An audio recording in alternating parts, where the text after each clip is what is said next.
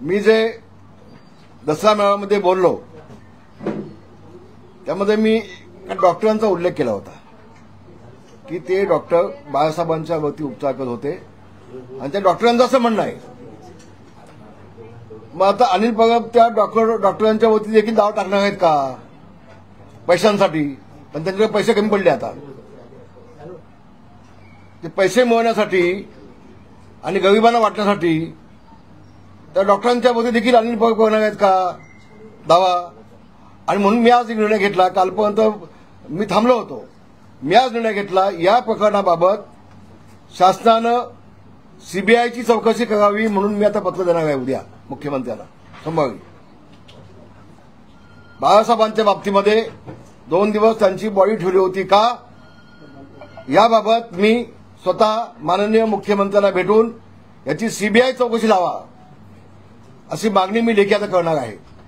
म्हणजे दूध का दूध पाणी का पाणी होऊन जाईल.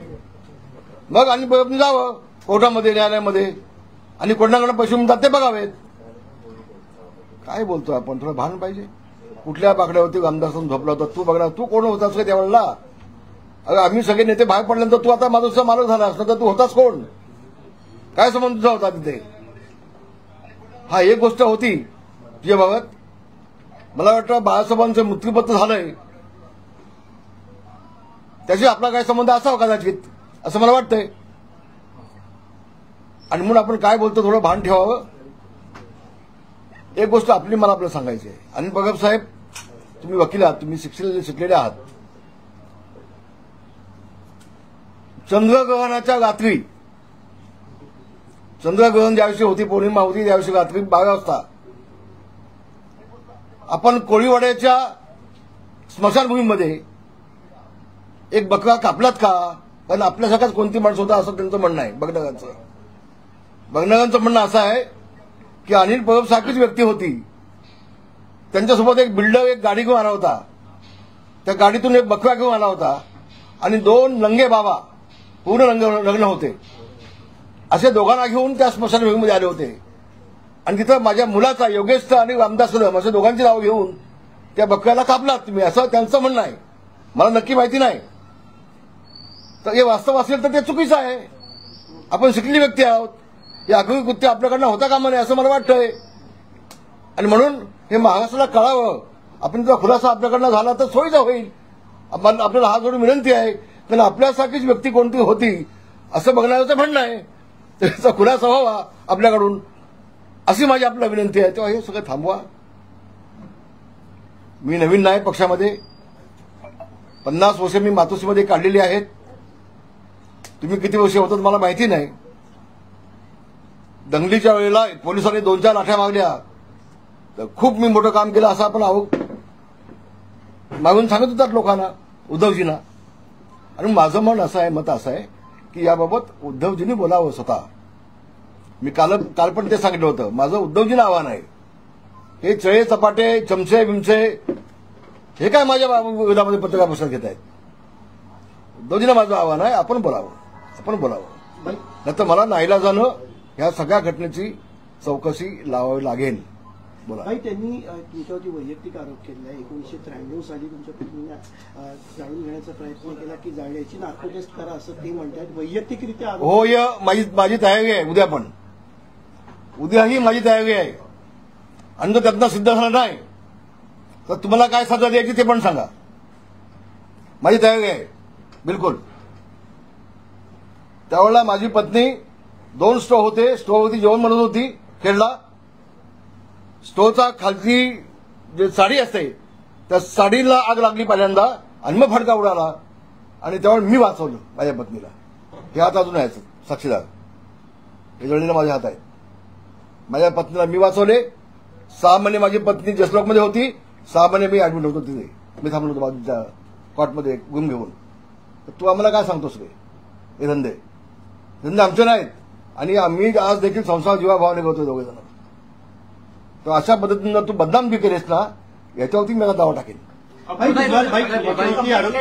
त्यांच्यासोबतच याच्यावरती मी पहिल्यांदा कोर्ट न्यायालयात जाईन. याच्यावरती मी 12 दावा टाकेन. 100% टाकेन. आता बोला. नाही, तुमच्यावरती आरोप केले योगेश दादांवरती आरोप केले की आईच्या नावाने बार चालवणारे बाग नव्हता, ही खोटी अफवा देऊन आमची मानहानी करण्याचा प्रयत्न आहे. ऑर्केस्ट्रा होता, ऑर्केस्ट्राचं परमिशन होतं आणि ज्या सेटिंग चालूच होता त्याच्याकडे अग्रिमेंट नव्हती, ते अग्रिमेंट आम्ही दिले. आणि हे जेव्हा आमच्या लक्षात आलं एखादी मुलगी विक्षिप्त हवा करत होती, एवढं कळल्यानंतर आम्ही ते हॉटेल देखील बंद केलंय. आम्ही इज्जत घेऊन बसलोय. तुमच्यासारखे कोणाच्या बाबतीमध्ये स्मशानामध्ये बक्का कामाची आम्हाला गरज नाहीये. आणि असाल तर सांगा. तर हे जे तुम्ही माझ्या पत्नीच्या बाबतीत आज काढलंय ना, मला दुःख झालंय, वेदना झाल्यात. आणि मी न्यायालयात गेल्याशिवाय राहणार नाही. तुला दाखवीन मी आता, तुला दाखवीन. सर, त्यांनी अब्दुल नुकसानीचा तुमचा दावा करणार आहे ते, आणि त्याची जे पैसे आहेत त्याचं पूरग्रस्त मी बोललो त्याच्यावरती. आपण आता पूरग्रस्त आता बोललो वाटतं मी बोललो त्याच्यावरती की त्यांनी न्यायालयामध्ये जावं, त्याचं स्वागत. पण त्याच्या आधी मी आता या बाबीची चौकशी लावीन. बाळासाहेबांच्या बाबतीत एखादा विषय न्यायालयामध्ये जावा हे मला पडत नव्हतं कालपर्यंत. हे माझ्या मनाला रुचणार नाही. पण जर का तुम्ही अशा पद्धतीनं मला खोटं ठेवत असाल, त्या डॉक्टरांना खोटं ठेवत असाल, तर मला देखील न्यायालयामध्ये जायला लागेलच. नव्हे त्याच्या आधी मला चौकशी करायला लागेल. मी सीबीआय चौकशी मागेन या सगळ्या घटनेची. आणि येऊ दे उद्धव साहेबांना पुढं सांगायला. कारण मी होतो तिथं कुठल्या बाकड्यावर झोपत होतो. तुला आता कावीळ झाले, तुला दिसत असं बाबा, तुला दिसणार नाही आता. बोला. एक 14 दसरा मेळावे बाळासाहेब गेल्यानंतर झाले. रामदास कदमांना हे आत्ता का आठवलं? कारण महानगरपालिका निवडणुका येत आहेत म्हणून त्यांना हे आठवलं असं त्यांचं म्हणणं आहे. मग उद्धवजींनी सांगावं ना.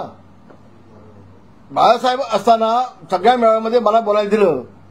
मग बाळासाहेब गेल्यानंतर एकाही मेळाव्यामध्ये मला बोलायला दिलं काय त्यांनी सांगावं. दाखवावं त्यांनी, दाखवावं ना त्या हिंमत असेल तर. हे वास्तविक आहे, वास्तव आहे. इव्हन बाळासाहेब असताना मी कुठं बसायचो, किती नंबरला. बाळासाहेब गेल्यानंतर मला किती नंबरला बसवायचे, मग नाव लिहून त्या खुर्चीवरती. या काही जगाने पाहिलंय ना. बाळासाहेब 2012ला गेले, त्यानंतर 14ला तुम्हाला मंत्रिपद दिले असंही सांगितलं. 14ला मला मंत्रिपद दिलं. ते लोक हसतील म्हणून नाईलाजाने त्यांना द्यायला लागलं. आणि कुठलं खातं दिलं मला? इन्व्हायरमेंट खातं. हे खातं कधी होतं का? कोणी बघितलं होतं का आतापर्यंत? इन्व्हायरमेंट खातं कोणी बघितलं होतं का आतापर्यंत? नव्हतं ना. काहीतरी मला द्यायला पाहिजे मंत्री म्हणून ते खातं मला दिलं. आणि ते खातं घ्या का बस. पण त्या खात्यामध्ये मी इतका अभ्यास करून ते खातं उजेडाला आणीन असं त्यांना वाटलं नव्हतं. त्यांना कळलं नव्हतं. त्या खात्यात देखील मी अभ्यास करून घेतला आणि महाराष्ट्राला न्याय दिला. प्लास्टिक बंदीसारखा निर्णय घेतला ना मी. तर 14ला दिलं तर तुझा नाईलाज होता म्हणून दिला. पण नंतर तू दिवाकर रावते, रामदास कदम यांना बाजूला ठेवून अपक्षानं काय घेतलं ते सांगा ना. मग अपक्षांचा या पक्ष वाढवण्यासाठी काय संबंध होता? आणि अनिल पवार बोलणार कोण? बोलू ना उद्धव ठाकरे बोलू येत ना. त्याला दोन प्रश्न आहेत. कारण नेहमी अनिल पवार बोलतात, उद्धव ठाकरे का बोलत? माझं तेच म्हणणं आहे, उद्धव ठाकरे बोलू येत ना. काय तुला प्रॉपर्टीचा हिस्सा पण दिलाय का? मग तुझी म्हटला अनिल पवारला बोलू देत त्यांना. आणि वास्तव आहे दिवाकर रावते, रामदास कदम या दोघांच्या आमदारक्या पण काढल्यात, मंत्रीपद पण काढलं. कशासाठी? आणि अपक्षाने घेताय तुम्ही. काय योगदान होतं अपक्षांचा? आणि हेलिकॉप्टर पाठवून तुम्ही अपक्षाला आणलीत, बोलवलीत. वा गे बा. रामदास कदमांनाच काय टार्गेट केलं? बाळासाहेब असते तर रामदास कदम साहेब असते तर रामदास कदम दिवाकर रावते दोघेही मंत्रिमंडळामध्ये असते. दाव्यानं सांगतो. तुम्हाला टार्गेट तुमच्याकडे काही अशा गोष्टी आहेत ज्यांच्या त्या अडचणी वाढू शकतात त्यांच्या? अहो मीच काय, माझा मुलगा विधिमंडळामध्ये गेल्यापासून पहिल्या दिवसापासून अनिल बाबू राजीनामा मागतोय. हा फोटो घे, तुझा माणूस आहे, दे राजीनामा. हा फोटो घे, तुझा माणूस आहे, दे राजीनामा. बाळासाहेब ठाकरेंच्या मृत्यूपत्राबाबत जयदेव ठाकरेंनी देखील आक्षेप घेतले होते, कोर्टात देखील गेले होते. आपण देखील त्यावर आक्षेप घेतला. नेमकं काय? मी अजून आक्षेप घेतला नाही. तुम्ही चुकीचं बोलताय, माझ्या तोंडामध्ये घालताय. अजून मी आक्षेप घेतला नाही. माझ्या तोंडात चुकीचं घालून मला तुम्ही प्रश्न विचारताय. तर आपल्या शब्दापर्यंत मागे घ्या. योग्य वडिला मी योग्य ते बोलणार आहे. राज ठाकरे आणि उद्धव ठाकरे एकत्र येणार असल्यामुळे जर काय जयदेवनी त्यावेळेला ऑप्शन घेतलं होतं तर आपलं बघायला लागेल काय झालं ते नेमकं. त्यात वास्तव काय ते बघायला लागेल. ते शासनाला मी पत्र देईन, याची माहिती घ्या, दे ना. काय अडचण? राज ठाकरे आणि उद्धव ठाकरे एकत्र येणार असल्यामुळे निवडणुकीच्या पार्श्वभूमीवर बाळासाहेब ठाकरे यांच्या मृत्यूपत्राबाबत किंवा 2 दिवस मृतदेह बाहेर ठेवला असं आपण म्हटलं. हा जो काय शिंदे गटाचा बाहेर ठेवला सुपडा साफ नव्हता, होणार. बाहेर ठेवला नव्हता. शिंदे गटाचा सुपडा साफ होणार आहे की उद्धव ठाकरेंचा महाराष्ट्र झालाय, पूर्ण सुपडा साफ झालाय, काय शिल्लक नाही. आणि ज्या मराठी माणसाला 30 वर्षांमध्ये मुंबईच्या बाहेर ज्या उद्धव ठाकरेंनी घालवलाय, तो मराठी माणूस या उद्धव ठाकरेचा सुपडा साफ करण्याचा घालणार नाही. मी विश्वासाने बोलतोय. काय केलं मराठी माणसासाठी? ज्या शिवसेना प्रमुखांनी मराठी माणसाच्या न्यायासाठी झगडणारी शिवसेना या घोषवाक्यांनी शिवसेनेला जन्म दिला. 30 वर्ष तुझ्या हातामध्ये महानगरपालिका होती. 30 वर्षामध्ये तू मराठी माणसासाठी काय केलं याचं मला उत्तर दे, आणि मग कोणाचा सुपडा साफ होणार आहे कळेल. बोला. त्यांनी असे आरोप केले का एकनाथ शिंदेने जेव्हा बंड केला होता तेव्हा तुम्ही अनेक चॅनल फोन दिले होते का उद्धव ठाकरेंची साथ मी कधीच सोडणार नाही, आणि आज मात्र एकनाथ शिंदे बरोबर. मी असं कधी बोललो नाही. मी त्यावेळेला ढसासा घडलोय आणि उभ्या महाराष्ट्राने पाहिलंय. हा चमचा बोलणार कोण आहे? हे बोलू नाही उद्धव ठाकरेंना, बोलू देत ना, बोलू देत ना. आणि म्हणून उद्याच्या सोमवारी मी स्वतः मुख्यमंत्र्यांना भेटेन. मी याबाबत सगळी चौकशी व्हावी, सीबीआयची चौकशी लावा, तेही पाहीन. आणि माझ्या पत्नीच्या बाबतीत जो बोललाय, मी आज आपल्याला सांगतोय, मी न्यायालयामध्ये जाणार. जी मानहानी माझी महाराष्ट्रामध्ये केली, अजून माझी पत्नीच जाईल त्याच्या विरोधामध्ये, माझी पत्नीच जाईल. अरे तुम्ही कसले राजकारण आहे? असे महिलांच्या, बायकांचे, कुणाच्या आणि कुणाच्या आईचं बदनामी करून तुम्ही राजकारण करायला लागलात. तो तुमच्या जिंदगानी होते. कसलं राजकारण करताय? तुम्हाला स्विस बँकेतले अकाउंट कसं ऑपरेट करायचं हे समजतं असं त्यांनी म्हटलेलं आहे. हातांचे ठसे घेऊन तिकडचे पैसे काढले जाऊ शकतात हे रामदास कदमांना कसं माहिती असं समजतं? अरे बाबा, ज्या वेळेला मी उद्धवजींना सांगितलं की साहेब आपण साहेबांच्या पायाचे ठसे घेऊन ठेवूया का, कारण त्यांचे पाय आमच्यासाठी दैवत आहेत, आम्हाला कामाला येतील. तर नाही आमदार भाई, आपण हाताचे ठसे घेऊन ठेवलेत. उद्धवजी मला बोलले. उद्धवजी मला याला काय माहितीये का? हा गदोळा आता पत्रकार परिषद घ्यायला लागला, याला काय माहितीये? आणि म्हणून मी काल म्हटलं की दोघांची टेस्ट व्हावी, टेस्ट व्हावी ना. त्यांचं तेच म्हणणं आहे. ते ठसे नव्हते, ते मोल्ड्स होते, आणि तेच मोल्ड्स वर्षावरती देखील होते, आणि स्टेडियम मध्ये देखील, सारं स्टेडियम मध्ये देखील ठेवण्यात आले होते. कधी ठेवण्यात आली? मी नाही कधी पाहिले नव्हते. मी कधी पाहिलं नाही. त्यांनी बघितलं असेल एकट्यानी. आम्ही नाही. असं तर चांगलं आहे, मग चांगलं आहे ना. भाई, त्यांच्याकडून असं देखील सांगण्यात आलं की मी विभाग प्रमुख होतो आणि माझ्याकडेच सगळी जबाबदारी होती. बाळासाहेब ठाकरे यांचा अगे सोड रे, तुझी कसली जबाबदारी होती? तिथं ज्यावेळेला त्यांचा निर्णय झाला 2 भावांचा की बाळासाहेबांना सकाळी घेऊन जायचं, हे मला कळलं तर मी जाऊन भांडलोय त्यांच्याकडे. तू काय सांगतो जबाबदारी होती असेल ना? हा, ट्रक त्यांनी सजवला हे मला माहिती आहे. ट्रक त्यांनी सजवला हे मला 100% माहिती आहे. पण निर्णय मी बदलला. पण भाई, अँब्युलन्सनी नेऊन शिवाजी पार्कला त्यांना अंत्यदर्शनासाठी ठेवायचं असं प्लॅनिंग होतं. आणि मी जे वास्तव आहे ते बोललोय. त्यानंतर मी उद्धवजींच्यावरती गेलो मातोश्री आतमध्ये. मी भांडलो त्यांच्याकडे. म्हटलं साहेब आमचे आहेत आणि आम्ही गपचूप अँब्युलन्समध्ये घेऊन जाऊन देणार नाही, आम्ही ट्रकमधून साहेबांना घेऊन जाऊ. मला म्हटलं ठीक आहे, तुम्हाला जे योग्य वाटतं तुम्ही करून घ्या. हे बोललेत उद्धवजी त्यावेळेला, बोलले. तू असं विभाग मग ना, आज विभाग मग काय? आज तू मातोश्रीचा मालकच झालायस. तेव्हा तू विभाग मग होतास, आज तू मातोश्रीचा मालक झालायस. तूच पत्रकार परिषद घेतोय. बोलू नाही उद्धवजींना बोलू देत ना. कुठले मोल्ड आहेत, काय काढलेत मोल्ड, ते एकदा बघू दे, बघेन एकदा जाऊन. चांगलं असेल तर रामदास कदम बाकडा शोधतोय मी. लवकर शोध, उशीर होईल ना आता शोधायला. अरे मातोश्रीमध्ये सोफे आहेत, ऑफिस आहे आतमध्ये. आतमध्ये सोफा आहेत, 2 सोफे आहेत समोर आतमध्ये. एका मी काय नवीन माणूस आहे? नवीन माणूस आहे मी? कोणा सांगतोस तू? आता मी सोफ्याच्या ऐवजी बाकडा म्हणला असेल. आहेत ना सोफे आतमध्ये, आहेत ना. बाळासाहेबांची बॉडी 2 दिवस ठेवली असा आपण जो आरोप केला, यावरती उद्धव ठाकरेंना पत्रकारांनी मी पुन्हा एकदा सांगतोय, पुन्हा त्यावरती उद्धव ठाकरे असे म्हटलेत की मी नमक हराम आणि गद्दारांना उत्तर देत नाही. अरे आता गद्दारी बाळासाहेबांसोबत तूच केली असतील तर तू उत्तर काय देशील? मग बाळासाहेबांच्या मृतदेहासोबत जर तू गद्दारी केली असतील तर तू काय उत्तर देशील? आणि नमक हराम कोण आहे? तू किती मीठ आमच्याकडनं खाल्लंयस? उद्धव ठाकरेंनी किती नमक आमच्याकडनं खाल्लंय तो विसरला असेल. आम्ही नाही विसरलो, कारण आम्ही नमक देऊन दिलेलं आहे.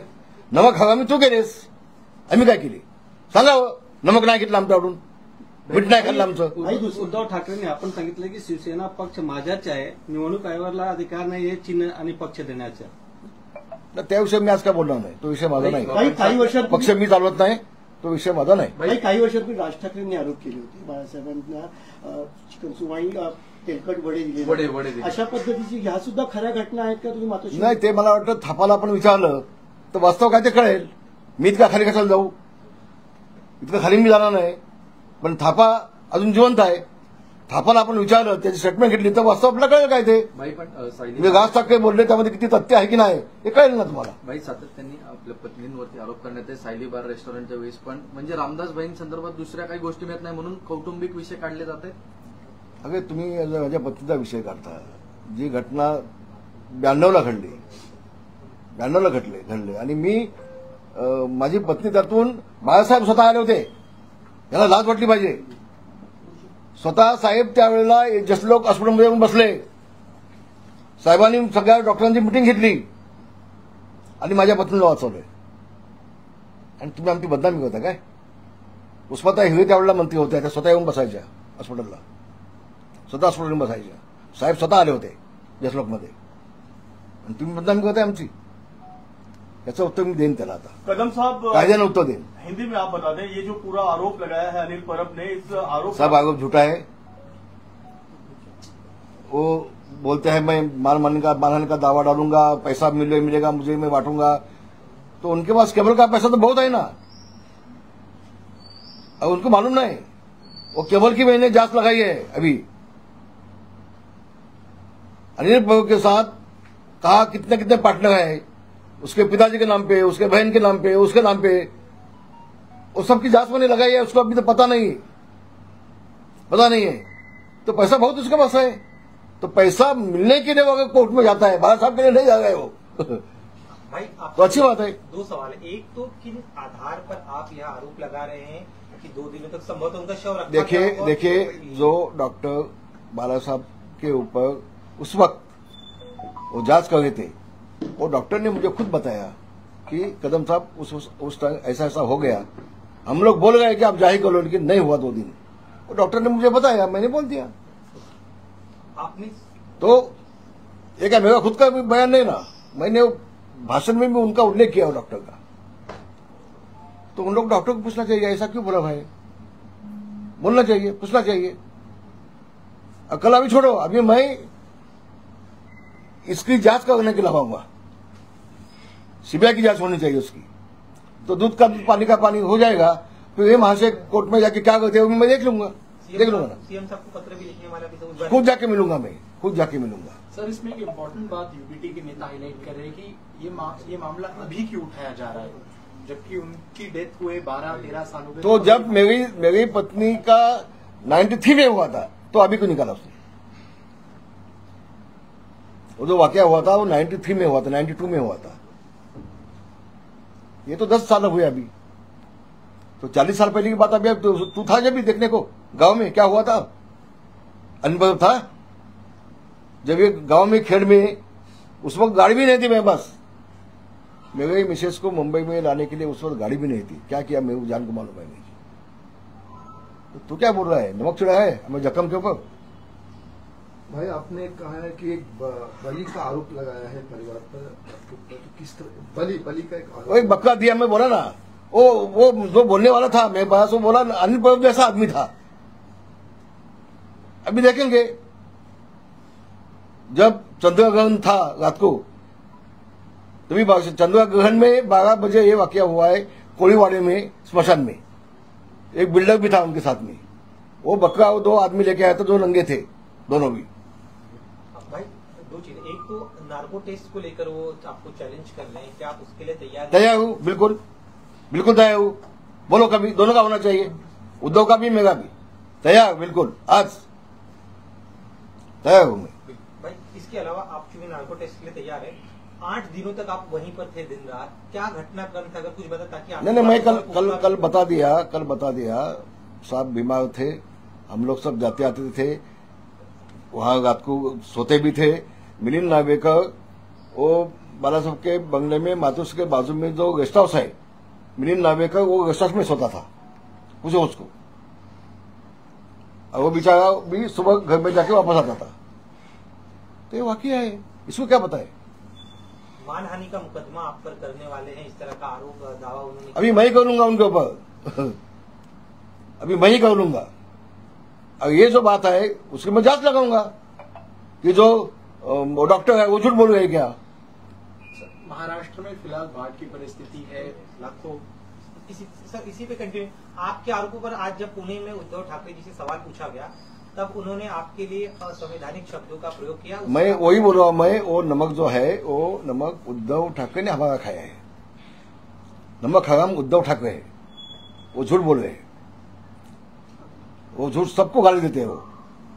वो पंतप्रधान जी को गाली देते हैं, अमित शाह जी को गाली देते हैं, मुख्यमंत्री को गाली देते हैं, एकनाथ शिंदे को गाली देते हैं। उनका दिमाग ठिकाने पे है वो पहले देखना पड़ेगा। एक अच्छा डॉक्टर उनको चाहिए अभी, ऐसा मेरा कहना है उनके लिए। क्या नमक था ये, कब या बस वो समझने वालों को ईशा काफी होता है। कुछ गद्दार शब्दों का भी प्रयोग किया गया है उस वक्त बाइट देते आपके प्रति? कौन गद्दार है? मैं? अरे जब गाने गया पार्टी से तब 1 साल ये उद्धव ठाकरे मुझे गाड़ी के सामने पहले सीट पे बिठा था, फिर बाहर निकलता था माधुसर में। तो गद्दा होता तो मुझे क्यों बिठाता था ऊपर सामने कुर्सी पे? तुम्हारा जान बचाने के लिए मुझे बिठाता था आगे। वो भूल गए दिन, आज मैं गद्दा हो गया। गद्दारी 12 साल से किया है उद्धव ठाकरे ने। मुख्यमंत्री बनने के लिए सोनिया गांधी के पाव के पास जाके 12 साहब की शिवसेना गिरवी रख दी इसने। गद्दार ये है। हम लोग कैसे हो सकते हैं? हम लोग कैसे हो सकते हैं? किसी नेता ने कहा है कि नगर समिति का चुनाव आ रहा है, कुछ समय कुछ पहल रह चुके हैं, ये सारे षड्यंत्र उसी के दावे पे की जा रही है, नेतागिरी की। कुछ नहीं, वो कॉर्पोरेशन का इसका कुछ संबंध नहीं। कॉर्पोरेशन में तो उसका साफ होने वाला है, कुछ बचने वाला नहीं। थोड़ी बहुत इज्जत बाकी है ना अभी, थोड़ी बहुत, वो भी होने वाली नहीं है। सब साफ हो जाएगा। वो जितना सबको गाली देगा ना उतना साफ हो जाएगा वो, बिल्कुल। बाढ़ परिस्थिति की वजह से जो हजारों किसानों का नुकसान हुआ है, कुछ सवाल नहीं। नहीं उसी से रिलेटेड है। तो सीएम को पूछ लो, डेप्यूटी सीएम को पूछ लो, मेरा ये नहीं है। या पद्धतीने म्हणजे या अधिवेशनामध्ये 2 खुलासे कदम कुटुंबियांसंदर्भात अनिल परबांनी केले। ते म्हणतात की येणाऱ्या अधिवेशनामध्ये याच्यापेक्षाही गंभीर खुलासे आहेत ते आम्ही करणार। तू पर्यंत बक्के कापलेस का ते सांग, हा की नाही सांग। तू होतास का ते सांग पर्यंत। अरे कसले आरोप करताय तुम्ही? अख्ख्या मंत्रिमंडळामध्ये फक्त एकटा योगेश कदम तुम्हाला दिसतो? फक्त रामदास कदम तुम्हाला दिसतो? पहिल्या दिवसापासून फक्त योगेश कदम, फक्त योगेश कदम। फोटो दाखवायचे राजीनामध्ये, फोटो दाखवायचे राजीनामध्ये। तुझ्या बापाचे अवकाश आहे, ठेव राजीनामध्ये। तुला राजीनामा पाहिजे म्हणून द्यायला काय? अख्खा मंत्रिमंडळ आलेलं तो मागणार कोणाचं? ते नाही का होत? आणि म्हणून ही फक्त नौटंकी आहे। सुडाच्या भावनेनं काम केलं जाते, सुडाचं सूड। कदम कुटुंबियांच्या वरती सूड होण्यासाठी, योगेश कदमला पाडण्यासाठी उद्धव ठाकरेंनी जंग पछाडली, जंग पछाडली। अख्खा महाराष्ट्र गुण स्वतः खेडमध्ये आले होते। योगेश कदम आमदार असताना त्याला बाजूला ठेवून त्याच्या कार्यकर्त्यांचे राजीनामे घेतले आणि माजी आमदाराला सगळा फंड दिला आणि त्या पदाधिकाऱ्यांनी नेमून टाकलं। आमदार असताना देखील सगळे प्रयत्न केले योगेश कदमसाठी, तरी देखील योगेश कदम निवडून आला। आता विधिमंडळामध्ये आला, राज्यमंत्री झाला, त्यांच्या नाकावर ठिचून ते त्याला सहन होत नाही। म्हणून सुडाच्या भावनेनं योगेश कदमच्या पाठी पडलेत ते विधिमंडळामध्ये। असं कधी होत नाही। मी पुन्हा सांगतो, मी पण 32 वर्ष काढली विधिमंडळामध्ये, पण बिगर नोटीस एखादा आमदार आरोप करतोय आणि अध्यक्ष फक्त बघतोय, असं कधी होत नाही। मी अध्यक्षांची माफी मागून सांगेन, हा नियम आहे। 35 ची नोटीस दिल्याशिवाय आरोप करता येत नाही कुठल्या मंत्र्यावरती, हा नियम आहे। मग अध्यक्ष महोदयांनी त्यांना का अडवली नाही, हा माझा प्रश्न आहे अध्यक्षाला। किंवा कामकाजात ते का काढलं गेलं नाही, याचा अर्थ मी नेमका काय लावायचा मला कळत नाही का? मी नवीन माणूस आहे का? बालासाहेबांच्या शेवटच्या दिवशी मी स्वतः तिथे 24 तास उभे होतो। डॉक्टरांची पूर्ण टीम होती। तू कशाला खोटं बोलतोय? अनिल भगत धादांत खोटं बोलतोय। शेवटच्या दिवशी कोण कोण डॉक्टर होते त्याची नावं सांगावी चला त्यांनी। शेवटच्या दिवशी कोण कोण डॉक्टर होते त्याची नावं जाहीर करून टाकावी चला। त्यांनी डॉक्टरचे नाव विचारले, डॉक्टरांची नावं त्यांनी सांगावी। तो होताच की नाही डॉक्टर सोबत? तो त्यांनी नाव सांगावी। भाई क्या इस संदर्भ में आपकी शिंदे जी से बातचीत हुई है? नहीं। उनका क्या कहना है? नहीं आप नहीं उनके मंच पे उनके सामने आपने ये बात रखी थी? नहीं बातचीत नहीं हुई, बातचीत नहीं हुई। ओके, धन्यवाद। सर उन्होंने एक सवाल ये भी कहा कि एकनाथ शिंदे जी क्यों चुप है, उनको बोलना चाहिए। रामदास कदम जी के इस आरोपों पर, बाला साहेब के आरोपों पर शिंदे जी क्यों चुप है, उनका ये भी कहना। उद्धव ठाकरे चुप क्यों है? उद्धव ठाकरे चुप क्यों है? मैंने तो ये कहा था कि वो डॉक्टर ने मुझे कहा कि ऐसी जी बात कदम था हुई, ये बात बोला मैं, ये बात बोला था, तो वो चुप क्यों है? उद्धव जी बोलना चाहिए ना, उद्धव ठाकरे मुख खोलना चाहिए ना। मराठी शेवट उद्धव ठाकरे त्यांचं म्हणणं असं की एकनाथ शिंदे त्याच्यावरती गप्प का आहे? एकनाथ शिंदेना हा विषय मान्य आहे का? होय, मान्य आहे, मान्य आहे। मीटिंग झाल्यानंतर स्वतः एकनाथ शिंदे मला फोन केला होता, आणि मान्य नाही होता प्रश्न कुठे येतो? प्रश्न येतो कुठे? तो हा म्हणतो शेवटच्या क्षणापर्यंत मी डॉक्टर मी होतो। कोण डॉक्टर होते सांग मला तू? गप्प काय? एकनाथ शिंदे गप्प काढते अशी एकनाथ शिंदे बोलत होते। मी नेता आहे पक्षाचा, मी एकनाथ शिंदे पक्षाचा ज्येष्ठ नेता आहे, मी सिनियर माणूस आहे, हे त्याला माहिती नाही, हे चमत्याला कुठे माहिती आहे? हे आता आम्ही भाग पडल्यानंतर हे नेते झालेत आणि हे पुढारी झालेत। भाई आपण म्हटलं की तुम्ही जे सांगितलं की बाळासाहेबांची पार्थिव जे होतं ते 2 दिवस ठेवण्यात आलं होतं मृत्यूनंतर, मला पुन्हा तुम्ही माझे हा बोला, ते डॉक्टरांची नावं आपण सांगू शकाल? हो, मी भाषणामध्ये बोललोय, तुम्ही माझं भाषण नेमकं नीट ऐकून घ्या, मग तुम्हाला कळेल। तुमच्या पुतण्याने आत्महत्या केली फक्त- होती असं त्यांचं तो एक त्यांनी कोणी? आरोप केला. तुमच्या पुतळ्याने काही वर्षांनी आत्महत्या केली, त्याची पण चौकशी करा, नार्को टेस्ट करा. कुठल्या पुतण्याने आत्महत्या केली? असं आमच्या कुठल्या पुतण्याने आत्महत्या केलेली नाही आतापर्यंत, माझ्या कुठल्याही पुतण्याने आत्महत्या केली नाही। हा महाराष्ट्राला फसवतोय, आमची बदनामी करून चाललंय वह्या उद्धव ठाकरेंचा स्वभाव आहे, स्वतः बोलायचं नाही, इतरांना पुढे पटवायचं, आम्हाला माहिती आहे। तर कुठल्या पुतण्याने आत्महत्या केली तर सांग म्हणा, एकदा नाव सांग, त्याचं नाव सांग ना। ते सगळ्याचं खोटं आणि चांगला तुम्ही मला बोललात तर मी आता पत्रकार परिषदेचे काढीन आणि या सगळ्या बाबी होती मी न्यायालयात जाईन। आज अनिल परब ने योगेश जी को भी कटघरे में खड़ा किया, बार के संदर्भ में उन्होंने सवाल उठाया, उस पर आपका? मैं फिर से आपको बोल रहा हूं, मैं ये बार नहीं है, 35 साल से होटल है, और उसने लेडीज बार करके उसने विधिमंडल में कहा हमारी बदनाम की है, वो लेडीज बार नहीं है, नहीं है, खाली ऑर्केस्ट्रा उसमें। और युवा हमने शरद शेट्टी नाम के सोसाइटी है उसको चलाने को दिया है, उससे एग्रीमेंट किया है, उसकी जिम्मेदारी है। तो जब मुझे पता चला कि एक उसमें एफआईआर में लिखा है एक कोई लड़की अलग तरह से हवा उसका था, हमने इमीडिएट उसको नोटिस दिया, होटल से उसको निकाल दिया, होटल को लॉक भी लगा दिया। हम लोग लेडीज बार के माध्यम से पैसा खाने वाले लोग नहीं है, भगवान ने हमें बहुत कुछ दिया है, बहुत कुछ दिया है। तो खाली हम लोग को बदनामी, कल भी उद्धव साहब ने भाषण किया दसरा में, उसमें भी उसने ये लफ्ज निकाला कि मंत्री के मां के नाम पे लेडीज बार है, नहीं है, गलत बोल रहे हैं उद्धव जी भी, झूठ बोल रहे हैं, हमारे बदनामी कर गए। और उसका जवाब मैंने उसी वक्त दिया है, 3-4 टाइम पत्रकार परिषद लेके भी जवाब दिया है।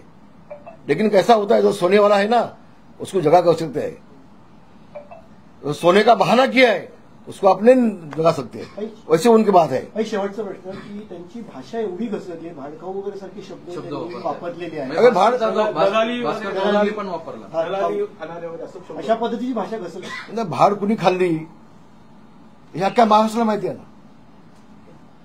भाडकाव कोण? आम्ही निष्ठाने काढली मातोश्रीमध्ये, 50 वर्ष, 52 वर्ष, 53 वर्ष निष्ठाने मातोश्रीमध्ये काढली आम्ही। ज्यावेळेला तुमच्या जीवाला धोका होता त्यावेळेला गाडीच्या पुढच्या सीटवरती आमदार बसून बाहेर पडत होतात, तेव्हा आमदार चांगला होता का? तेव्हा चांगला होता का आमदार? फक्त बाळासाहेब गेल्यानंतर एका नेत्याला कसं संपवायचा, ती भाड कोणाकडे खाल्ली होती? मग नेत्यांना संपवण्यासाठी तुम्ही नेत्यांना बाजूला ठेवून अपक्षाला मंत्री केलात, तेव्हा तुम्ही भाड खाल्ली होतीत? भाड खाल्ली होतीत अपक्षाकडनं? याचे उत्तर द्या ना महाराष्ट्राला। इतक्या खालच्या भाषेमध्ये मला बोलण्याची आवश्यकता नाही, हे पाहिलं तर महाराष्ट्राने चांगलं झालं, पण दोन गोष्टी त्यांनी ज्या बोलल्यात की माझ्या पत्नीच्या बाबतीत त्यांनी उल्लेख केला आणि माझ्या पुतण्याच्या बाबतीमध्ये हे सगळं खोटं आहे. याचा मी धिक्कार करतोय, याचा निषेध करतोय आणि याच्या विरोधामध्ये मी न्यायालयात जाणार. धन्यवाद.